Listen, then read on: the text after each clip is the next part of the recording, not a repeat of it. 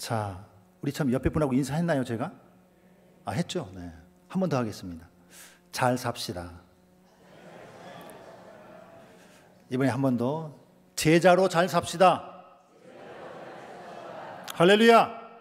네, 감사합니다. 매 시간마다 성도님이 더 늘어나는 것 같아요. 제 눈이 잘못됐는지 성도님이 더 많이 늘으신 것 같습니다. 감사드립니다. 부족한 종에게 힘을 주시려고 한 명이라도 더 나오신 것 같아요. 현대인들에게 살아가면서 요구되는 중요한 덕목이 하나 최근에 사람들 사이에 회자되고 있습니다. 그게 뭐냐면은 공감이라는 단어입니다. 공감.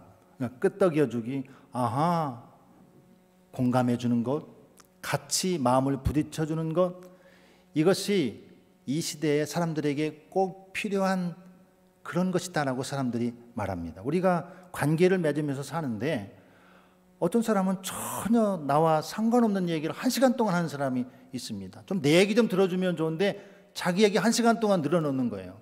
내 아픈 얘기 딱 1분 했는데 그거 공감 못 해줘요. 그러면 저 사람하고는 다음에는 대화하고 싶지가 않습니다. 같이 마음을, 고개를 끄덕여주고 그랬어. 그럴 수도 있겠네. 많이 서운했겠네. 그렇게 말해주는 것, 그러니까 어떻게 하면은 그것을 능력이라고까지 말합니다. 공감 능력이 있느냐 없느냐 그렇게 말합니다. 이 공감 능력이 얼마나 중요한가 하면 그것 때문에 사람이 살기도 하고 죽기도 합니다. 내 마음을 알아주는 것 때문에 살기도 하고 내 마음을 몰라주기 때문에 죽기도 하는 거예요. 그래서 이 시대에는 잘 공감해주고, 방송실 사랑합니다. 네. 오늘 찬양 보니까 정말 어떤 때는 1시간의 설교보다 간절한 한마디의 기도가, 아름다운 찬양이 설교보다 더 뛰어날 때가 있어요. 저는 오늘 장로님 기도하시고 우리 권사님 찬양하셨는데 설교 끝이다, 끝. 여기서 다 끝났다. 너무 은혜스러워서 참 감사를 드립니다.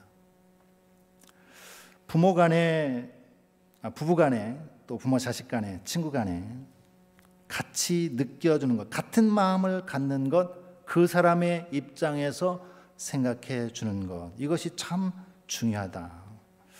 우리가 마르다 마리아 이야기는 너무 잘 알지 않습니까?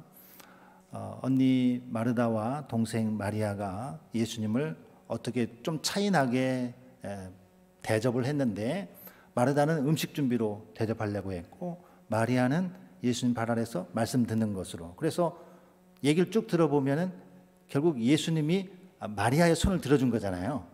그렇죠? 언니가 예수님 내 동생 시켜서 같이 좀 도와주게 해주세요 했는데 예수님이 꼼짝을 안 했어요.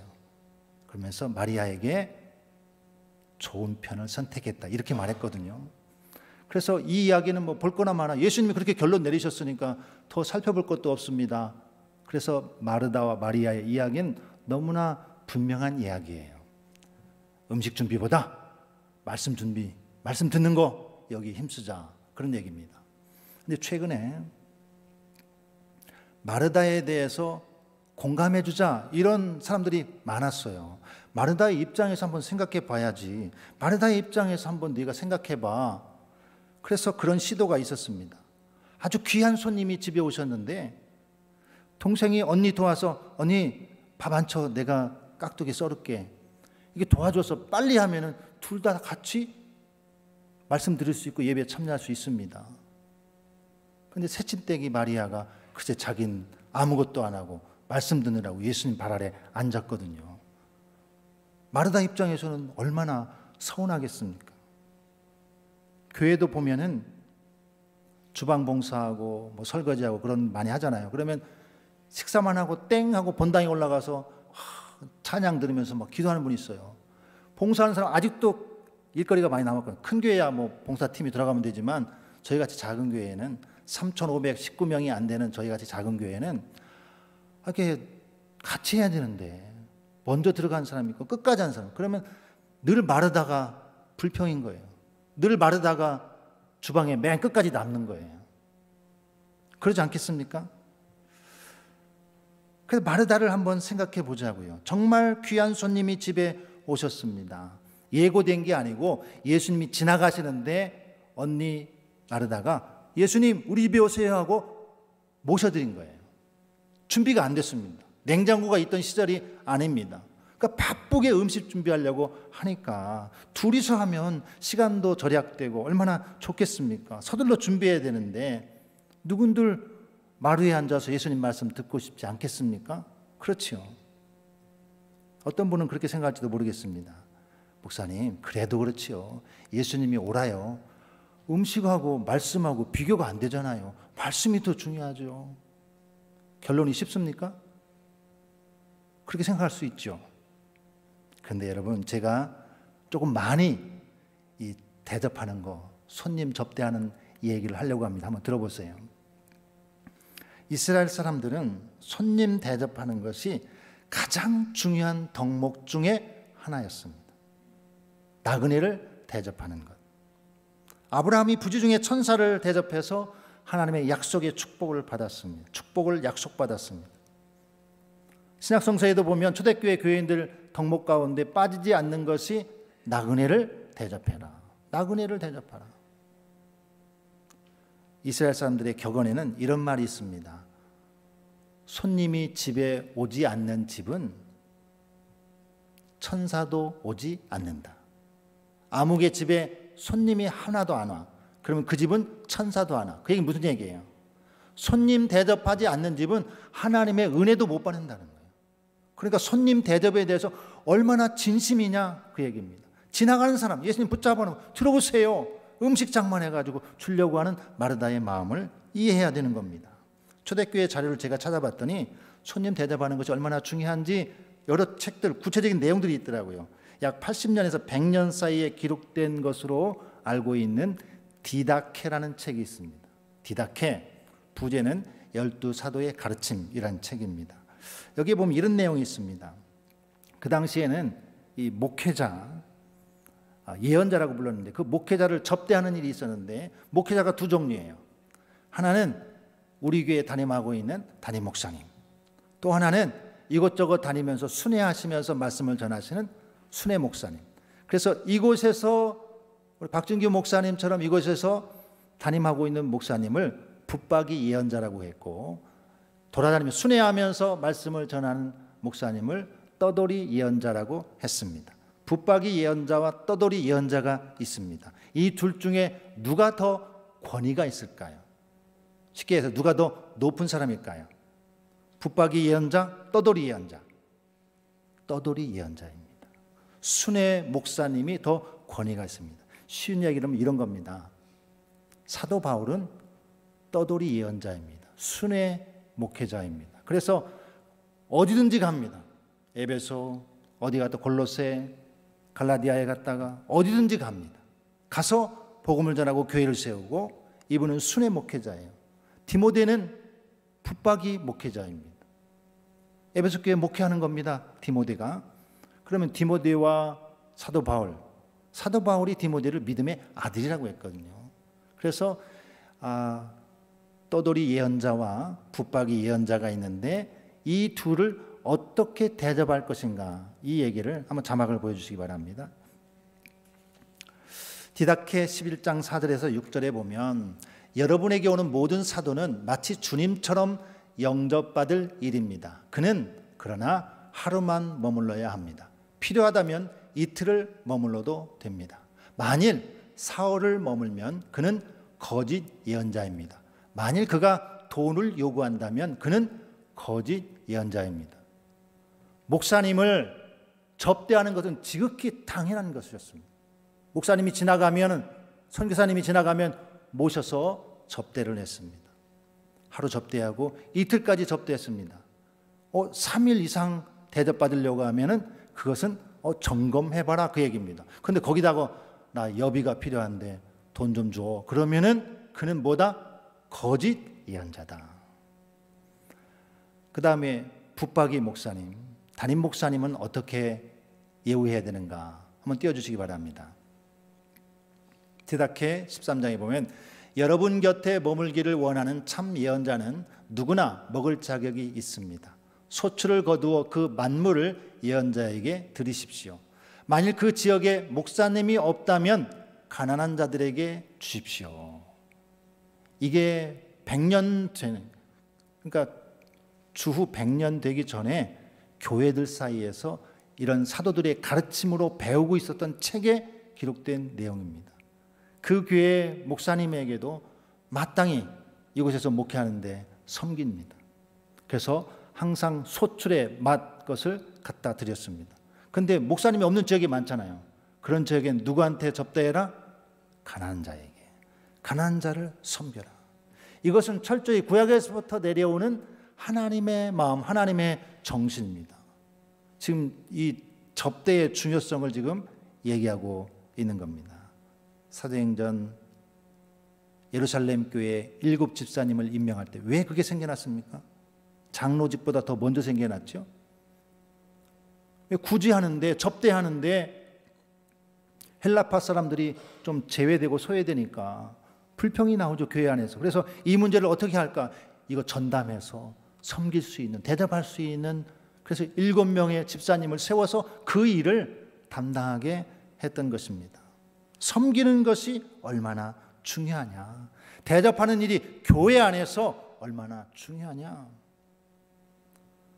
마태복음 25장에 보면 31절 이하에 보면 예수님께서 이 땅에 다시 오실 때 31절 이하에 보면 예수님께서 이 땅에 오시는데 그때 와서 내가 양과 염소를 구별하겠다, 그런 말씀을 합니다.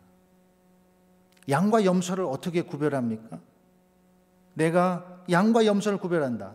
근데 주님이 칭찬 듣는 사람이 있었습니다. 뭐라고 얘기하면 내가 줄일 때 너희가 먹을 것을 주었고 내가 목마를 때 마시게 하였고 나그네 되었을 때 영접하였다. 예수님이 그렇게 말씀하신 거예요. 내가 줄일 때 너희가 먹을 것 주었잖아. 목마를 때 마시게 했잖아. 나그네 되었을 때 영접했잖아. 예수님은 손님으로 왔을 때 자기들을 영접하고 모신 것을 기억하신다, 그 말씀을 했습니다. 또 30절 이하에 보면 그러면 예수님, 저희가 언제 예수님 다 영접했나요? 언제 밥 사드렸습니까? 자막을 한번 띄워주시기 바랍니다. 37절. 이에 의인들이 대답하여 이르되 주여, 우리가 어느 때에 주께서 줄이신 것을 보고 음식을 대접하였으며 목마르신 것을 보고 마시게 하였나이까? 어느 때에 나그네 되신 것을 보고 영접하였으며 헐벗은 것을 보고 옷 입혔나이까? 어느 때에 병드신 것이나 옥에 갇힌 것을 보고 가서 배웠나이까 하리니, 임금이 대답하여 이르시되 내가 너희에게 이르노니 너희가 여기 내 형제 중에 지극히 작은 자 하나에게 한 것이 곧 내게 한 것이니라. 그러니까 섬김은 멈추어서는 안 되는, 주님께서 가장 귀하게 보시는 덕목이었습니다.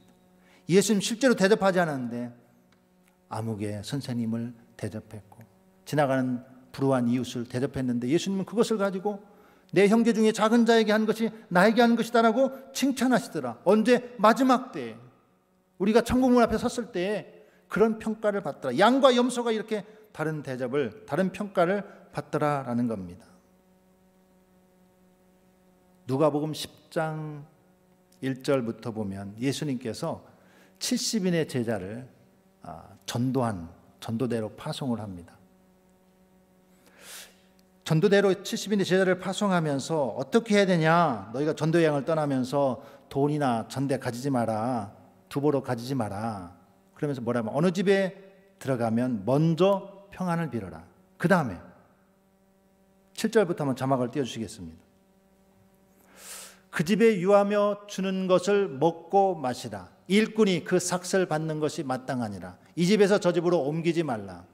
어느 동네에 들어가든지 너희를 영접하거든 너희 앞에 차려놓는 것을 먹고 거기 있는 병자들을 고치고 또 말하기를 하나님의 나라가 너희에게 가까이 왔다 하라. 어느 동네에 들어가든지 너희를 영접하지 아니하거든 그 거리나 와서 말하되 너희 동네에서 우리 발에 묻은 먼지도 너희에게 떨어버리노라. 그러나 하나님의 나라가 가까이 온 줄 알라 하라. 70명의 제자를 전도대에 파송해서 나가서 전도해라 라고 파송을 했는데, 가서 전도대가 전도해야 될 거 아닙니까? 여러분 같으면 가서 뭐라고 전도하겠습니까? 예수 믿으세요, 교회 나오세요, 그렇게 전도해야 됩니다. 전도대의 메시지는 딱 하나예요. 하나님의 나라가 가까이 왔다. 하나님의 나라가 가까이 왔다. 이걸 선포하는 거예요. 그 다음에 이 전도대원들이 하는 일은 다 그 집에서 뭐 하는 거예요? 먹고 마시는 거예요.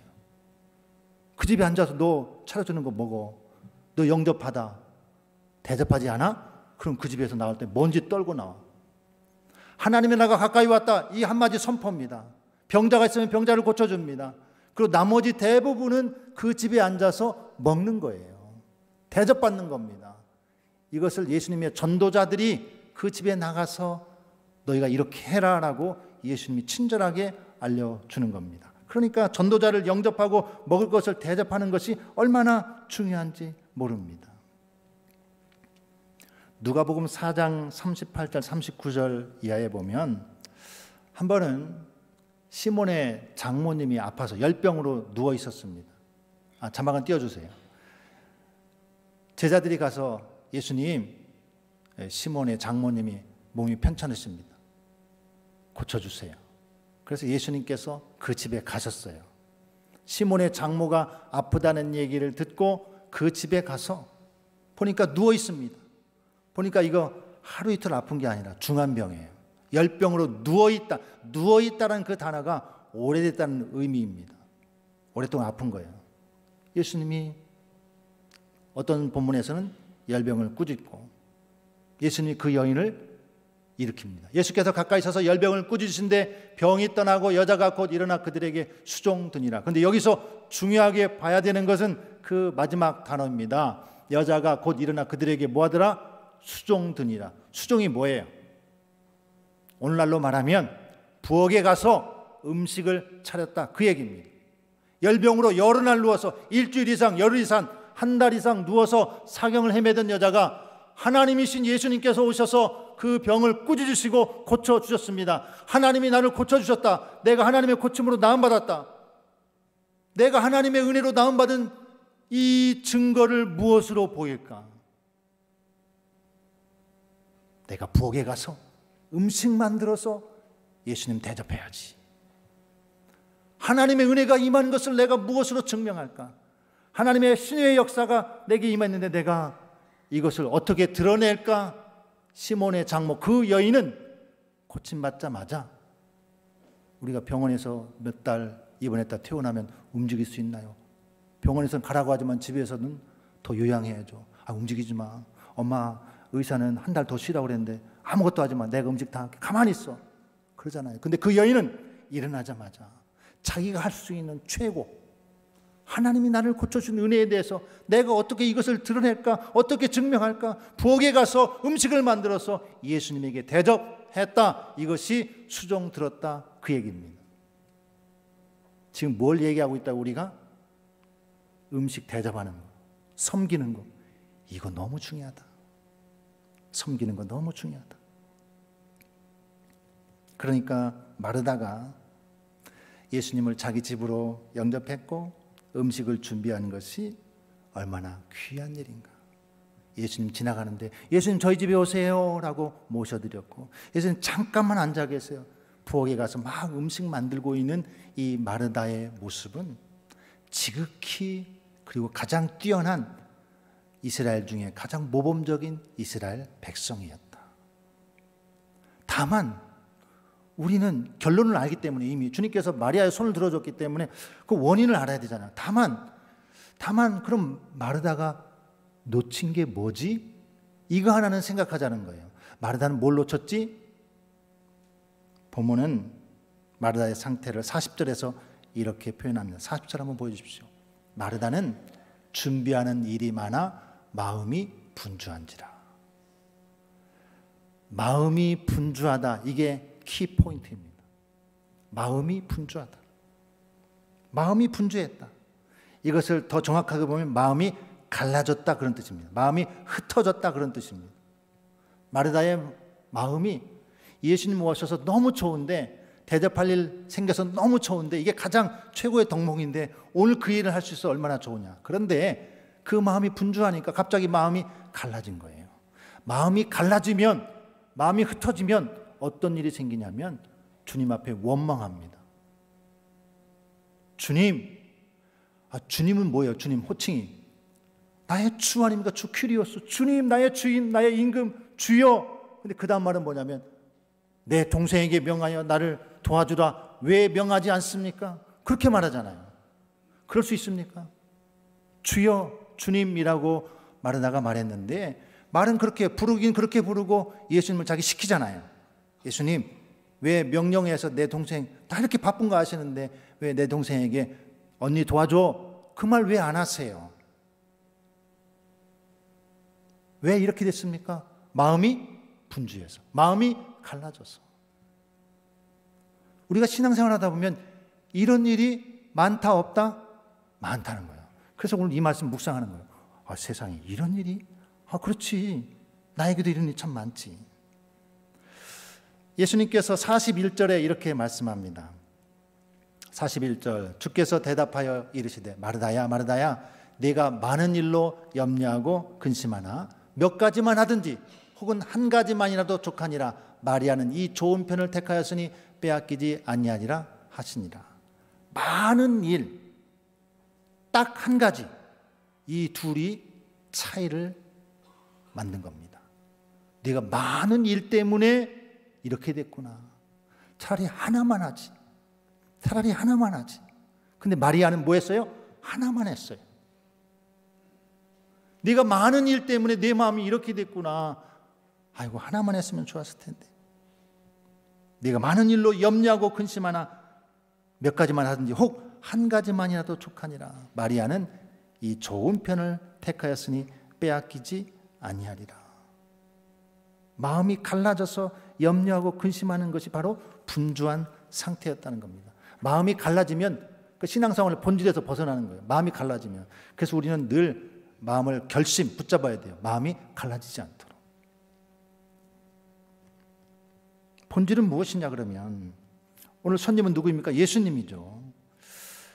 지나간 예수님을 자기 집으로 영접했습니다. 마르다는 예수님을 주님이라고 부르기도 했습니다. 근데 주님을 주님으로 대접하는 것이 아니라 선을 넘었잖아요. 주님, 내 동생에게 명하여서 나를 도와주라 하지 않습니까?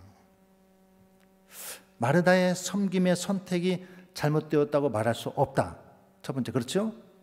정성스러운 음식으로 예수님을 사랑하려고 했습니다. 하지만 마음이 분주해서 자신의 노력이 오히려 마음을 분주하게 해서 아쉬운 결과를 낳았다. 이쯤으로 이해하면 될 것 같습니다. 마리아는 사실 아무것도 안 했어요. 아무 일도 하지 않았습니다. 근데 마리아는 좋은 편을 선택했다는 거예요. 그럼 마리아는 좋은 편을 어떻게 선택한 겁니까? 예수님의 말씀 듣는 것을 선택했다. 그것을 예수님은 좋은 편을 선택했다라는 겁니다. 말씀 듣는 것도 섬김입니다. 지금 이 중에 절반은 지금 이해가 안 됐어요. 말씀 듣는 것도 섬김이다. 아멘? 말씀 듣는 것이 섬기는 거예요. 예수님이 뭘 제일 잘하시지? 예수님을 예수님 되게 하는 것이 무엇이지? 예수님은요, 우리 집에서 밥 안 드시면 다른 집에서 밥 드실 수 있지만 예수님이 우리 집에 와서 할 수 있는, 예수님만이 할 수 있는 것은 하나님 나라의 복음을 전하는 겁니다. 앉아서 설교합니다. 하나님의 말씀을 전합니다. 이것은 예수님밖에 할 수 없어요. 누구도 할 수 없습니다. 그분이 우리 집에 오셨어요. 예수님을 예수님으로 가장 대접하는 것은 그분이 말할 수 있게, 그분이 설교할 수 있게, 그분이 하나님 나라를 선포할 수 있게 그분의 자리를 내어주는 거예요. 그래서 마리아는 예수님의 발치에 앉았어요. 예수님을 최고로 섬긴 거예요. 그래서 예수님은 내가 좋은 편을 선택했다라고 칭찬하였던 겁니다. 근데 우리가 이러기가 참 쉽지 않습니다. 우린 계산도 많이 하고 이래야 되는데 마음이 분주하고 막 종잡을 수가 없어요. 마음이. 어제도 예수님께서 바리새인들 책망하는 거 들으셨잖아요.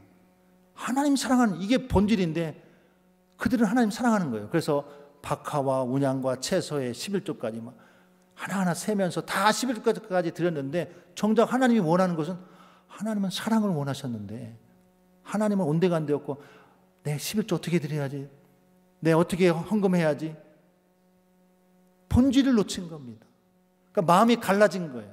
그래서 예수님의 책망을 들었습니다. 하나님의 마음을, 그 본질을 가져야지.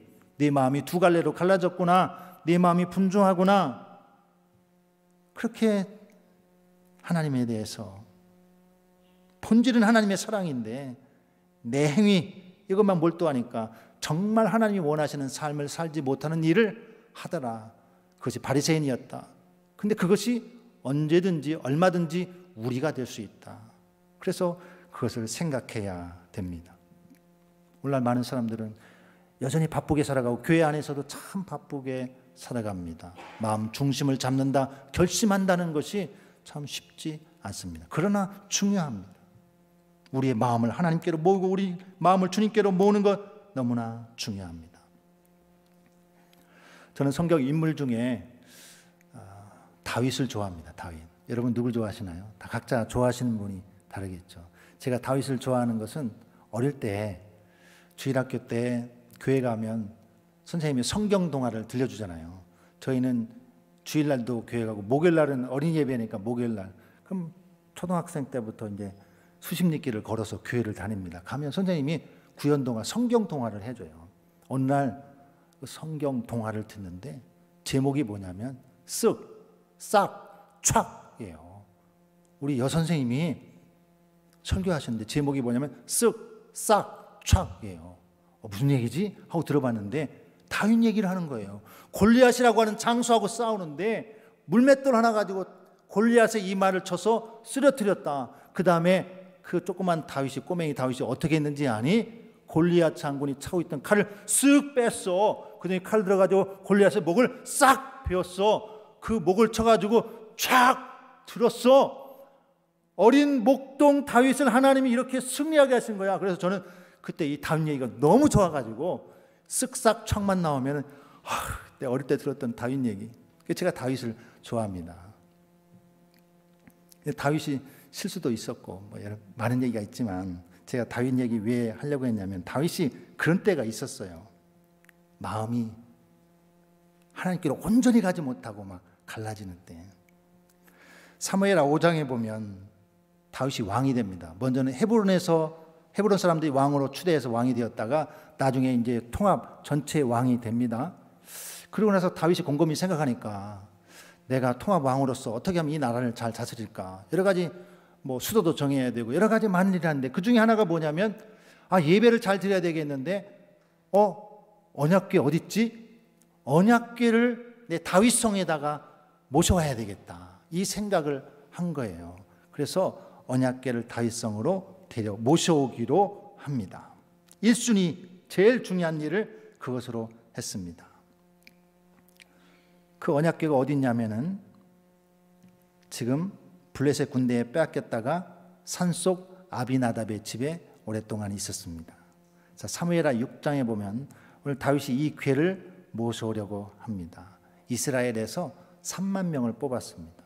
언약궤 모셔오는데 왜 3만 명 뽑았냐면 블레셋과 전투할 때 인원이 3만 명이었거든요. 그러니까 언약궤 모셔오는 걸 굉장히 중요하게 본 거예요. 혹시라도 저기 틈타서 또 빼앗아가면 어떡하나 3만 명을 준비시켜서 이 언약궤 가져오는 일을 시작을 합니다. 자, 사무엘하 6장 5절 이하 자막 됐습니까? 한번 보십시오. 다윗과 온 이스라엘 족속은 잣나무로 만든 여러 가지 악기와 수금과 비파와 소고와 양금과 제금으로 여호와 앞에서 연주하더라. 그 다음에요. 여호와께서 우사를 이건 6장 8절인가요? 그 앞절을 보겠습니다. 그 앞에 좀 전에 주셨던 말씀. 다윗이 잣나무로 만든 온갖 악기와 수금과 비파와 소고와 양금으로 여호와 앞에서 연주합니다. 가장 좋은 악기를 준비시키고 그들과 함께 하나님 앞에서 최고의 예배를 드립니다. 다윗의 마음에는 이 언약궤라는 것은 단순한 궤가 아니라 하나님의 임재의 상징이거든요. 하나님께서 우리와 함께 하신다는 상징입니다. 그 언약궤. 언약궤는 하나님의 임재의 상징이고 예배의 중심입니다. 그래서 그 언약궤를 모셔오려고 보니까 악기들을 동원해서 최고의 정말 예배 팀을 짜가지고 연주하면서 언약궤를 모셔옵니다. 그런데 그 감격적인 예배가 얼마 못 가서 감격적인 예배가 마무리되지 못했어요. 왜냐하면 그 낙원의 타작마당에서 이게 나귀가 소가 뛰어서 웃사가 떨어지는 언약궤를 만졌다가 웃사가 그 자리에서 죽임을 당합니다. 그건 자막이 좀 전에 있었는데 한번 보여주십시오. 8절.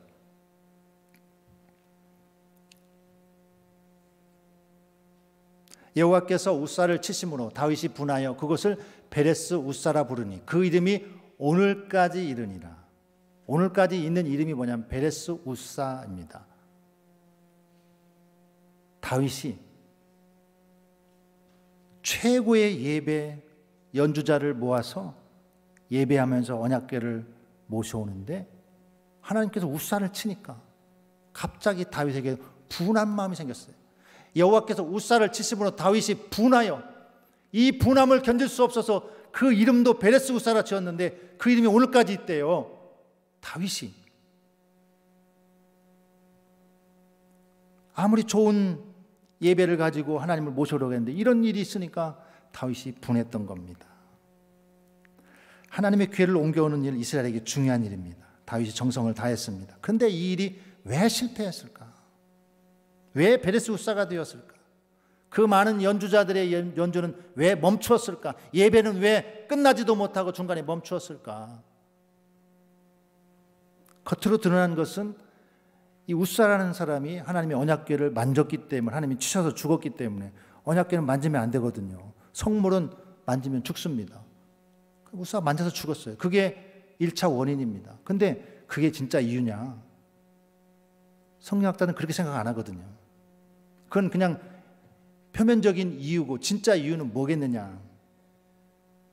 본래 하나님의 언약궤는 레위 지파 고핫 자손이 어깨에 매게 되어 있습니다. 그런데 수레에 싣고 왔잖아요. 아, 이거 1차 또 원인이구만. 그렇게 진단을 합니다. 처음에 나올 때에는 분명히 뭐라고 했냐면 여호와의 궤를 어깨에 메고 오려고 했는데 어느 날 보니까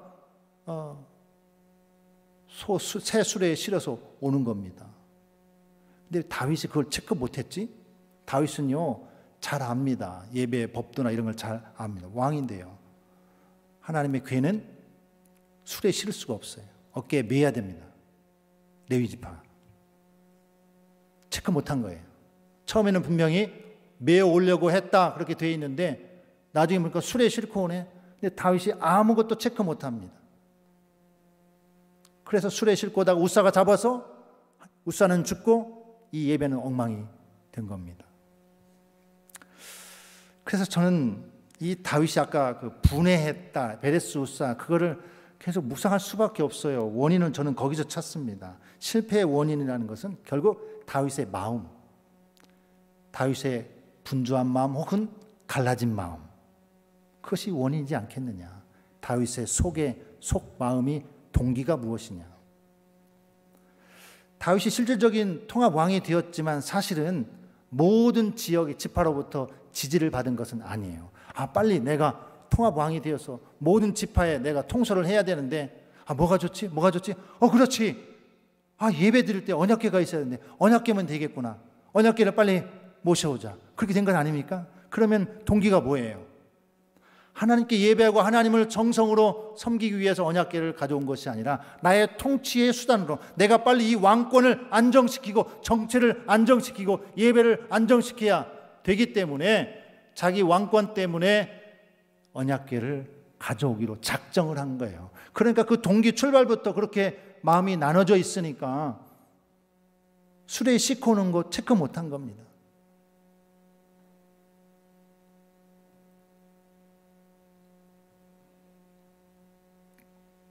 그래서 자기도 죽을까 봐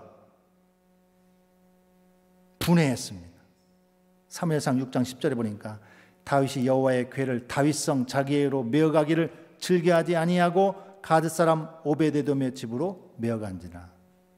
처음 마음은 온데가 안 됐고 이제는 언약궤 메고 가는 거 즐겨하지 않았다. 싫어했다는 거예요. 꼴도 보기 싫었다는 거예요. 그러면 떱니다. 나도 죽을까 봐. 그래서 오베데돔의 집에 언약궤가 보내졌습니다. 사무엘하 6장 11절 여호와의 궤가 가드 사람 오베데돔의 집에 석 달 있었는데 여호와께서 오베데돔과 그의 온 집에 복을 주시니라. 그때 어떤 사람이 다윗에게 이렇게 얘기합니다. 왕이요, 지금 오베데돔의 집에 언약궤가 머물고 있는데 오베데돔 집이 복을 많이 받았답니다. 이 말을 들었습니다. 그런데 그 시점이, 타이밍이 언제냐면 석 달 후예요. 석 달. 오베데돔의 집에 얼마 있었다고요? 석 달 있었다. 그러면 생각해야죠. 이 석 달 안에 다윗은 어떻게 하고 있었을까? 그 석 달 동안 다윗은 무엇을 하고 있었을까? 저는 그렇게 생각합니다. 다윗에게는 이 석 달의 기간이 곰곰이 생각하는 시간입니다. 다윗은 원래 그래요. 다윗은 성품이 원래 그래요. 하나님을 너무 사랑하고 또 하나님이 찬양도 많이 하지만 자기에게 문제가 있는 걸 발견했을 때 묵상합니다. 여러분 시편을 보십시오. 자기의 잘못된 것도 다 드러나고 묵상합니다. 이 실패도, 이 예배의 실패도 묵상했을 거예요. 무엇이 잘못이지? 그리고 진단이 나왔잖아요. 자기는 자기가 제일 잘 압니다. 내가 동기가 잘못되었구나. 내 마음이 갈라져 있었구나. 하나님과 나의 통치, 왕 갈라져 있었구나. 사도행전 9장에 보면 사울이라고 하는 청년이 예수 믿는 자들을 잡아 가두기 위해서 공문을 가지고 다메섹으로 가고 있었습니다. 사울이라고 하는 자가 공문 가지고 그리스도인들을 체포하려고 다메섹에 가다가 누굴 만납니까? 예수님 만나죠. 하늘에서 빛이 있고 소리가 났습니다. 사울아 사울아 왜 나를 핍박하느냐? 주여 누구십니까? 난 내가 핍박하는 예수라. 거기서 사울이 눈이 멀고 경건한 신자의 이끌림 받아서 며칠 동안 거기서 머뭅니다. 나중에 그의 서신서에서 그때 일을 이렇게 말합니다. 내가 다메섹에서 예수님 만나고 곧바로 예루살렘에 가지 않고 아라비아 광야로 가서 3년을 있었다. 사울이 그날 거기서 완전 거꾸러졌거든요. 예수님 만났거든요. 새롭게 눈을 떴거든요. 그러면 그 즉시로 가서 사도들을 만나고 예수 그리스도를 전하는 그 일을 하기 위해서 예루살렘으로 가야 되는데 예루살렘으로 가지 않고 어디로 갔다? 아라비아로 갔다. 광야로 갔다는 거예요. 광야라는 것이 무엇하는 것인가? 광야는 아무도 없습니다. 나밖에 없습니다. 외롭고 고독한 곳이고 거기는 철저히 내가 죽어지는 곳이에요. 그래서 많은 성경학자들이 사울이 그곳에서 회개하는 시간을 가졌을 것이다. 그렇게 추석을 합니다. 3년의 기간 아라비아에서 회개한 후에 그는 예루살렘으로 올라갑니다. 석 달 있었다. 저는 그래서 그렇게 캐치했어요. 석 달 동안 다윗에게 나라면, 내가 다윗이라면 어떻게 하고 있었을까? 철저히 회개하는 거죠. 철저히 자기를 돌아보는 거죠. 철저히 죽는 거죠. 그랬더니 결론이 나왔습니다. 그래서 마침 어떤 사람이 왕이요 오베데돔의 집에 하나님께서 복을 주셨답니다. 그러니까 다윗이 베레스우사가 녹아진 거예요. 분했던 마음이, 궤를 가져오기를 즐겨하지 아니했던 마음이 녹아졌어요. 이제 내가 하나님의 언약궤를 다시 가져와야 되겠다. 그렇게 시작을 합니다. 사무엘상 6장 12절에서 14절 한번 띄워줄까요? 좀 전에 어떤 사람이 다윗 왕에게 아뢰어 이르되 여호와께서 하나님의 궤로 말미암아 오베데돔의 집과 그의 모든 소유에 복을 주셨다는지라. 그 다음 다윗이 가서 하나님의 궤를 기쁨으로 메고 오베데돔의 집에서 다윗성으로 올라갈세. 저기 네단말. 그러니까 아까는요 그때는 체크 못한 거예요. 그때는 내 마음이 들떠가지고 내 왕권 생각해서 하나님은 두 번째 했던 거예요. 근데 곰곰이 석 달 동안 생각해 보니까 잘못됐구나. 그때 내가 왜 술에 실었던 거 그거 체크 못했지. 메고 와야 되는데 이번에는 여호와의 궤를 메고 그리고 무엇으로? 기쁨으로. 다윗의 태도가 완전히 달라졌습니다. 다윗의 마음이 완전히 달라졌습니다. 그래서 궤를 맨 사람이 6걸음 가면 다윗이 소와 살찐 송아지로 제사드리고 다윗이 여호와 앞에서 힘을 다하여 춤을 추는데 그때 다윗이 에봇을 입었더라. 그 3개월 후에 다윗에게 어떤 변화가 일어나느냐? 이제는 예배가 수단이 아닙니다. 온 힘을 다하여 얼마나 정성을 다하여 예배하는지 몇 걸음 걸어갈 때마다 손을 잡아서 하나님께 예물을 드립니다. 오베데돔의 집에서 어디로? 다윗성으로. 그러면 전 생각해 봤어요. 거리가 얼마나 될까? 6걸음 갈 때마다 손을 잡고 춤을 췄다면, 만약에 1km라면, 아니면 5km 정도, 4km 10리 떨어졌다면 6걸음 가서 손잡는 일을 몇 번 해야 됩니까? 이 춤추는 일을 몇 번 해야 됩니까? 그 길이만큼 해야 되는 겁니다. 근데 다윗이 기쁨으로 궤를 메고 하나님 앞에 나아가는데 정성을, 최선을 다해서 바지춤이 흘러내리는 줄도 모르고 춤추는 거예요. 다윗이 이렇게 완전히 달라졌습니다. 우린 다윗의 두 가지를 다 보았잖아요. 실패할 때, 이렇게 멋있게 했을 때. 우리도 그럴 수 있습니다. 좀 실패하고 안 될 때도 있지만 바뀌면 되는 거예요. 이렇게 되면 되는 거예요. 다윗처럼. 전혀 다른 사람이 됐습니다. 베레스 우사, 분이 여겼던 것이 아니라 이제는 막 춤을 추면서 막 송아지를 들이면서, 이게 본심이 아니고는 이렇게 할 수 있을까? 1km라고 칩시다. 6걸음 가면 예를 들어서 한 5m라 10m라고 합시다. 그럼 10번은 해야 돼요. 10번 손을 잡고 제사를 드리고 10번 온 힘을 다해서 뛰어야 됩니다. 기진맥진하겠죠. 그런데 기쁨이 있어요. 그게 다윗이 변화된 마음입니다. 전혀 다른 사람이 됐죠. 전 다윗은 참 이런 은혜가 많은 사람이다라고 생각합니다. 다윗이 어릴 때 얘기 한 가지 더 하겠습니다. 다윗 어릴 때, 소년이었을 때 어떤 일이 있었는가 하면, 사울 왕이 블레셋과 전쟁을 치르게 되는데, 다윗의 아버지 이새에게는 아들이 8 있습니다. 첫째, 둘째, 셋째, 1, 2, 3, 세 아들은 다 컸으니까 전쟁에 참여합니다. 근데 막내 다윗은 양 지키고 있어요. 형들 대신해서. 근데 아버지가 면회 갔다 오라고 시킨 거예요. 야, 형들이 자린 나가서 좀 보고 와. 그래서 떡 10덩이 고군복식 싸줘. 이거 형들에게 줘. 치즈 10덩이 따로 싸가지고 이거는 야, 그 부대장님한테 살짝 줘라. 천부장님한테 살짝 줘라. 그래서 면회를 보냈습니다.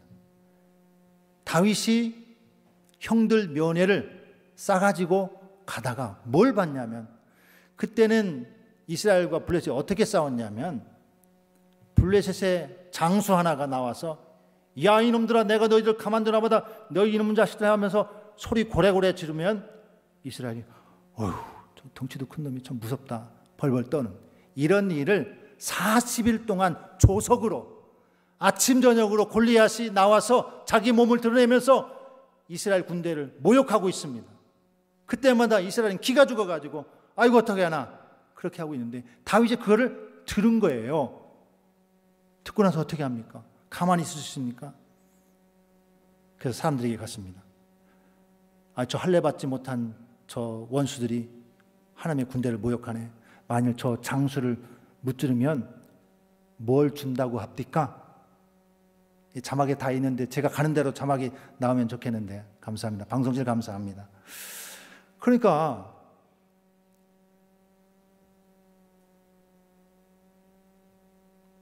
그래, 저 원수를 무찌른 장수를 이긴 자에게는 왕이 상금을 많이 주고 자기 딸을 주고 그 아버지 집은 세금을 다 면제해 준단다. 그 얘기를 꼬맹이 다윗이 지금 어떤 사람하고 나누고 있습니다. 그러다가 형이 봤어요. 장자 엘리압이 보고 뒤통수를 한번 치면서, 이 녀석아, 전쟁이 장난이냐? 너 양 어떻게 하고 이렇게 왔어? 그러면 막 호되게 야단을 칩니다. 근데 신기하게 어떤 사람이 그걸 홀랑 사울 왕에게 보고를 해요. 왕이요, 오늘 이런 일이 있었습니다. 어떤 조그만 꼬맹이 애가 자기가 그 장수 무찌르면 뭘 주냐고 이렇게 묻는데 이렇게 대답했습니다. 그래? 그럼 걔 불러와. 그래서 다윗이 사울 왕 앞으로 가게 됩니다. 그때 다윗이 막 큰 소리 치는 겁니다.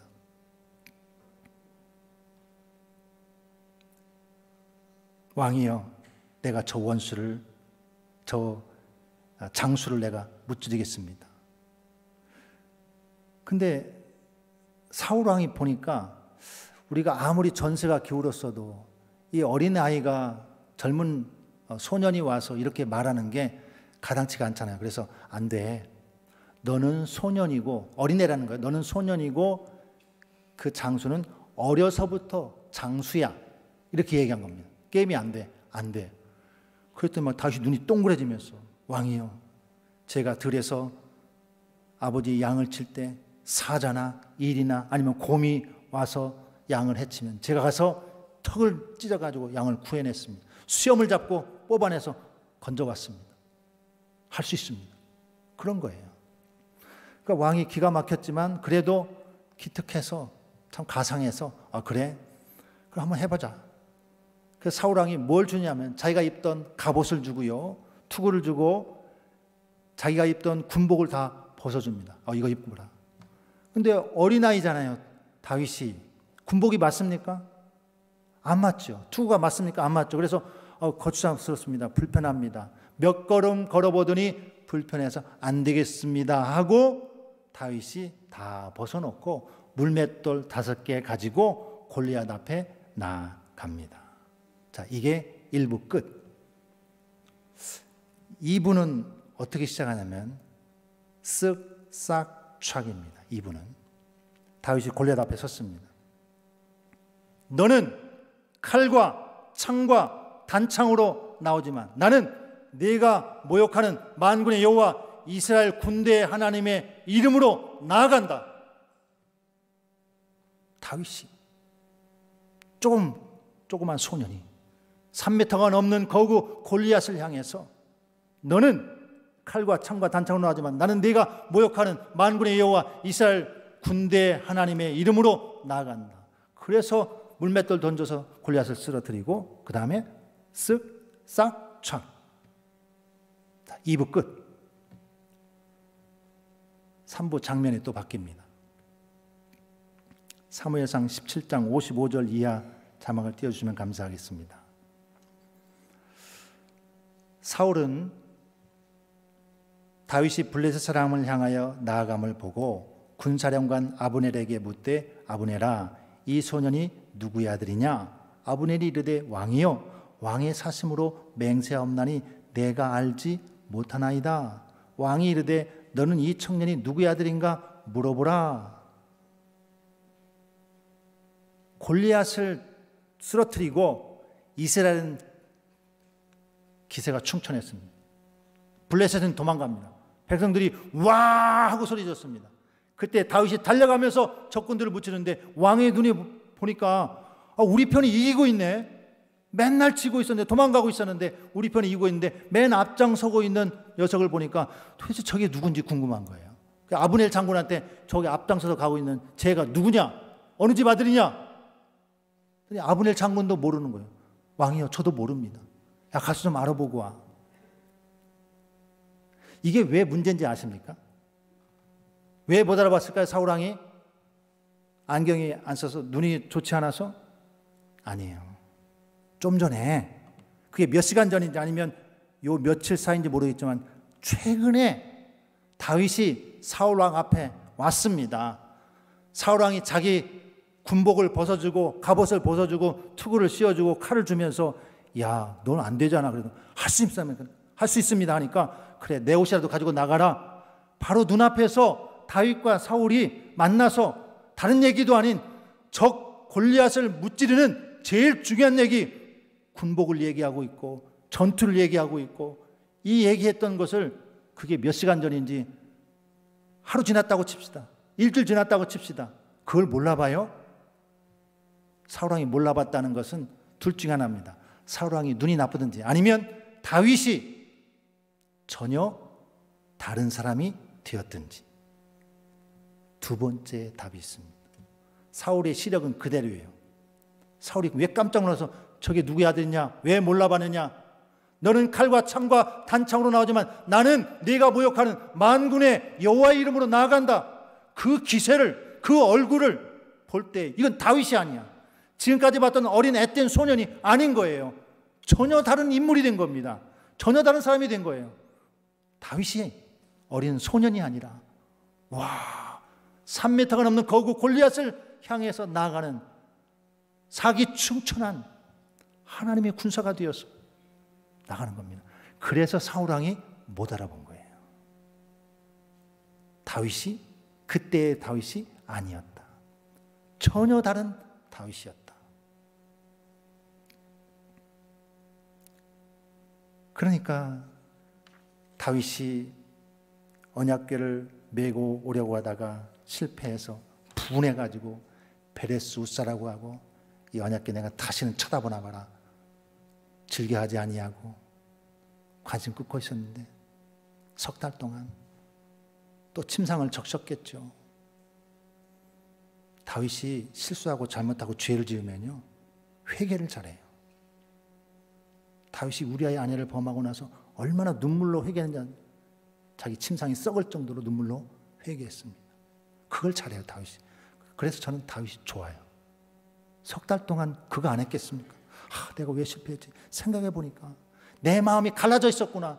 내가 하나님을 전심으로 하나님으로 대접하는 것이 아니라 나의 왕의 통치권을 위해서 하나님을 대신 내 자리로 이용했구나. 그래서 그는 온몸이 부서져라 두 다리가 후들거릴 정도로 기뻐 뛰면서 춤추고 왕이 할 수 있는 최고의 살찐 소를 잡아가지고 6걸음 걸어갈 때마다 왕 앞에 하나님 앞에 제사를 드리고 기뻐하며 나아갔던 것입니다. 그리고 무사히 언약궤가 도착한 후에 거기서 화목제와 번제를 드리고 모든 백성들에게 여러분 수고했다. 떡과 건포도를 쥐어서 다 백성들을 자기 집으로 돌려보냈습니다. 여러분 이스라엘 백성들 아까 3만 명 모였다고 했는데 이번엔 몇 명인지 모르겠네요. 이스라엘 백성들에게 떡과 건포도를 주면서 여러분 이제 수고 오늘 많았습니다. 다 돌아가시오 했을 때 그 백성들이 집으로 가면서 어떻게 말했을까요? 어떻게 생각했을까요? 오늘 예배드리고 오늘 추수감사주의라 떡도 주고 건포도 주고 우리 식구 오늘 가서 잘 먹겠다. 그렇게 얘기했을까요? 우리 왕이 달라졌네. 우리 왕이 나 그렇게 춤추는 거 처음 봤어. 우리 왕이 하나님을 저렇게 열정적으로 찬양하고 예배하는 거 나 처음 봤어. 백성들이 그 얘기를 했을 거예요. 제 추측입니다. 건포도 떡 받은 거 좋아하면서 갔겠습니까? 정말 신기하네. 우리 왕이 이런 분이었어? 다윗이 이렇게 달라졌다. 우리의 마음, 태도, 우리의 선택은 어떠한가? 그래서 저는 예수님 발치에 앉아있는 마리아가 그런 마음이라고 보는 거예요. 예수님 발치에 앉아서 예수님에게서 가장 좋은 것을 해드릴 수 있는, 오늘 예수님께서 마르다 마리아의 집에 손님으로 오셨습니다. 손님은 대접받을 권리가 있습니다. 제가 장시간 동안 앞에서 얘기했죠. 손님 접대가 얼마나 중요한지. 손님은 권리가 있어요. 그 집에 가면 제자들도 파송받아서 그 집에 가면 너 대접받아. 먹고 마셔라. 대접 안 해? 그럼 먼지 떨고 와. 손님은 대접받을 권리가 있습니다. 예수님도 그 집에 손님으로 갔기 때문에 대접받을 권리가 있습니다. 그런데 주님께서는 자기의 대접을 거절하십니다. 나 다른 것 대접받고 싶은데 권리를 포기합니다. 나 대접받는 거 내려놓으려 한다. 대신에 나를 진짜 대접해주는 거 알려줄게. 마리아가 좋은 선택을 했어. 이 얘기입니다. 예수님을 예수님으로 대접하는 것, 그게 마리아가 선택한 일이에요. 누구나 할 수 없는 일. 음식은 누구나 와서 들 수 있지만 하나님의 말씀, 하나님의 복음을 전하는 것은 오직 예수님만이 할 수 있는데, 그 예수님이 우리 집에 왔는데 손님이 아니에요. 주님이에요. 주님 그 말씀을 듣기 위해서 마리아는 그 발치 아래에 엎드렸던 겁니다. 발 아래에서 듣는다는 것은 이 최고의 경청의 마음으로 듣는다. 그게 표현입니다. 발치에 앉았다는 것은 최고의 낮은 마음, 겸손한 마음으로 말씀을 듣는다. 그것입니다. 마리아도 선택할 수 있었겠죠. 언니 따라서 주방에 가서 음식 준비하고 그렇게 할 수 있었겠지만 주님의 발 아래에 앉았습니다. 이것이 좋은 편입니다. 다윗이 바주침이 흘러내는지도 모르고 하나님을 전심으로 찬양, 하나님을 하나님 되게, 예수님을 예수님 되게, 그게 마리아의 선택이었던 겁니다. 주님이 원하는 것을 하는 것이 좋은 믿음입니다. 우리가 주님의 관점에서 늘 생각하고 행동해야 되는 이유가 그것입니다. 저희 교회는 제가 새벽에도 얘기했는데 3,519명이 안 되는 교회를 제가 섬기고 있습니다. 저희 지역이 은산면인데 9월까지 통계가 3,519명이에요. 전체 은산면 인구가. 그래서 은산면을 품고 목회하고 있는데 저희 교회 장로님들이 제가 늘 감사하는 게 딱 한 가지가 있어요. 뭐냐면 저희 교회 장로님들이 늘 예배 시간에 대표 기도하면 오늘 말씀을 전하시는 우리 목사님에게 영력을 더해 주옵소서. 오늘 말씀을 전하시는 우리 목사님이 진리의 말씀을 선포하게 하옵소서. 그분들이 그렇게 기도해 주세요. 저는 그게 너무 고맙습니다. 제가 우리 성도님들에게 자신 있게 얘기하는 건 딱 하나예요. 여러분들이 저를 좋아해 주신 이유가 있다면 딱 하나입니다. 여러분이 저를 존경할 이유가 있다면 딱 하나입니다. 저에게 하나님의 말씀을 풀어서 여러분에게 들려줄 수 있는 그런 권한을 주었기 때문에 사람, 인간, 그 목사가 아니라 하나님의 말씀을 선포해 주는 사람, 그거 하나만으로 저는 존경받을 수 있습니다. 그거 하나만 가지고 그 이유 때문에 저를 존경해 주시고 나머지 아무것도 저를 좋아하거나 존경할 이유는 없습니다. 그렇게 말합니다. 갈라디아서 6장 6절 말씀에 말씀을 가르치는 자는, 가르침을 받는 자는 말씀을 가르치는 자와 모든 좋은 것을 함께하라. 가르침을 받는 자는 말씀을 가르치는 자와 모든 좋은 것을 함께하라 그랬습니다. 모든 좋은 것이 뭘까요?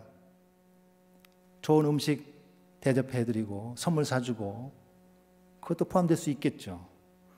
말씀을 가르침 받는 자는 말씀을 가르치는 자와 좋은 것을 함께하라 했을 때 그 좋은 것이 무엇일까?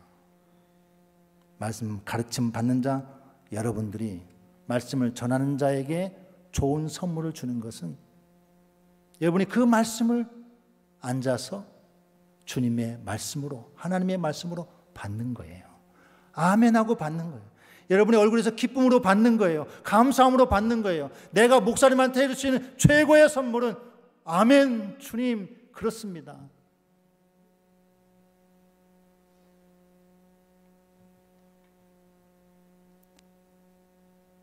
말씀 가르침 받는 자가 말씀을 전하는 자와 할 수 있는 최고의 좋은 것은, 최고의 선물, 그 말씀 앞에서 내가 화답하고 은혜 받고 그 말씀 때문에 내 얼굴이 달라지고. 다윗이 왜 달라졌습니까? 얼굴이 어떻게 변했습니까? 아무개 집사님 이번 말씀 부흥에 은혜 받았나 봐. 달라졌어. 얼굴이 달라졌어. 가장 좋은 것을 말씀을 가르친 자와 나눌 수 있는 여러분 되기를 축복합니다. 자기 발 아래에 앉아서 말씀을 경청하는 그 마리아, 예수님 보기에 이보다 더 예쁜 제자가 있을까요? 이보다 더 예쁜 제자가 있을까요? 이야, 좋은 편을 선택했다. 이것이 예수님의 칭찬이었습니다. 전 여러분의 교회 안에서 이런 일이 풍성하게 많이 일어나기를 축복합니다. 박진규 목사님은 동시대에 학교를 다녔기 때문에 좀 압니다. 박 목사님은 제가 생각하기엔 그래요. 여러분 동의 안 하셔도 됩니다. 신실하시고 진실하세요. 그렇기 때문에 멋은 없어요. 그러니까 옆에는 사람이 별로 없어요.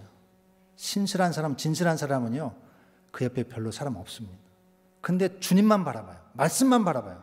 그래서 제가 목사님을 좋아해요. 여러분이 말씀을 가르치는 자와 여러분 받는 자가 좋은 것을 함께하라는 이 말씀에 아멘이시라면 목사님이 전한 말씀 앞에서 여러분 오늘 주님 발치에 앉았던 마리아처럼 되시기를 축복합니다. 저분은 내가 볼 때 신실하고 그렇지만 되게 외로워요. 왜? 옆에 사람이 없어요. 그러니까 목사님 외로우신 거 여러분이 알아주시면 좋겠습니다. 이 시간 찬송 한 장 할까요? 263장 찬송하겠습니다.